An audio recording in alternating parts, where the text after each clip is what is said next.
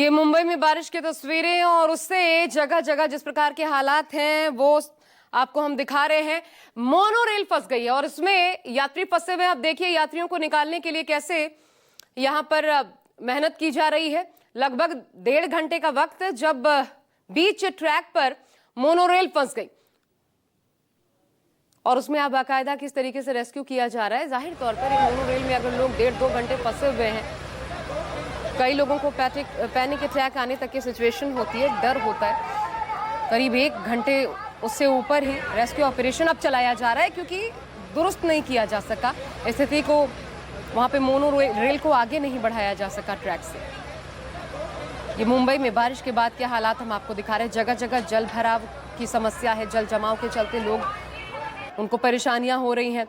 जाम एक अपने आप में आम समस्या जो हर बार ये हालत है, लेकिन स्थिति जस की तस। अब देखिए ये मोनो रेल से लोगों को, ये तस्वीर शायद आपने इससे पहले ना देखी हो, लेकिन इस बार ये आफत जो है, आसमानी आफत कैसे कहर बनकर लोगों पर टूटी है।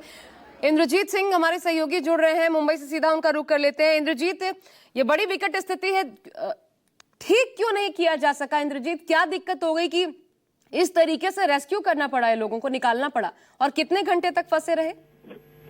जी बिल्कुल, लगभग 2 घंटे तक लोग फंसे रहे और इसके बाद उनको निकाला जा सका। और 6:15 पर पावर सप्लाई बंद हो गई थी और आप समझ सकते हैं कि एसी ट्रेन में अगर पावर सप्लाई बंद हो जाती है तो कितनी दिक्कतों का सामना करना पड़ा होगा लोगों को, किस तरह से सफोकेशन का सामना करना पड़ा होगा। कई लोगों ने खिड़कियां तोड़ दी, कुछ लोग हाथ बाहर दिखा रहे थे। इसके बाद जो बीएमसी की 3 क्रेन आई थी, 3 क्रेन लगाकर और 3 तरफ लगाकर दरवाजे खोले गए और इसके बाद उनको रेस्क्यू किया गया। हालांकि रेस्क्यू करने में ज्यादा वक्त नहीं लगा क्योंकि मोनो रेल की अगर बात करें तो छोटी ट्रेन होती है और उसमें जो पैसेंजर्स की संख्या थी वो 200 के करीब थी, इसलिए रेस्क्यू ऑपरेशन करने में 10 से 15 मिनट का वक्त लगा। अगर रेस्क्यू ऑपरेशन जब से तो पूरी तरह से शुरू हुआ और जब तक रेस्क्यू ऑपरेशन चला उसमें ज्यादा वक्त नहीं लगा, लेकिन रेस्क्यू ऑपरेशन को शुरू करने में ज्यादा वक्त लगा। और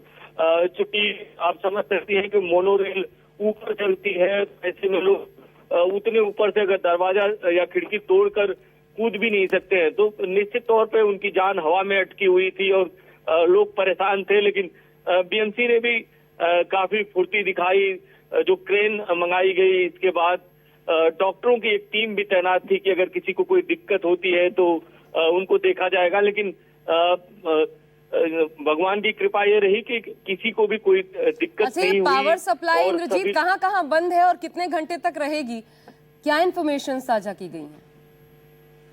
बिल्कुल, जो मोनो रेल है वो शॉर्ट डिस्टेंस में चलती है वो, और जो मैसूर स्टेशन है वो वटाला के आसपास स्टेशन है, उस स्टेशन के पास में ही और उस स्टेशन के और भक्ति पार्क स्टेशन के बीच में है और मैसूर स्टेशन के साइड में ये ट्रेन रुक गई थी। स्टेशन के पास रहती निश्चित तौर पर लोग उतर के होते, लेकिन बीच में अटकी थी और ऐसे में चूंकि मोनो रेल ऊपर चलती है तो कोई ना पीछे जा सकता है, ना आगे जा सकता है, ना उसमें निकल सकता है, इसलिए लोगों को खासी दिक्कतों का सामना करना पड़ा।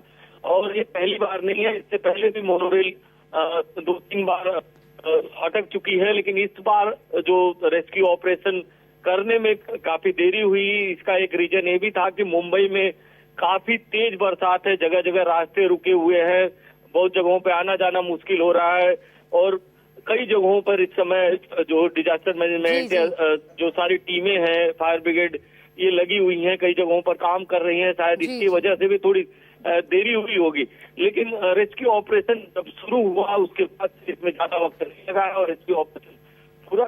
लेकिन मुंबई में अगर 2 घंटे तक लोगों को फंसा रहना पड़े और तब जाकर के रेस्क्यू हो पाए तो अपने आप में ये भी एक चिंता की बात है। फिलहाल शुक्रिया आपका इंद्रजीत हमारे साथ जुड़ने के लिए। अच्छी खबर ये है कि किसी को कोई किसी भी प्रकार से हानि नहीं पहुंची है।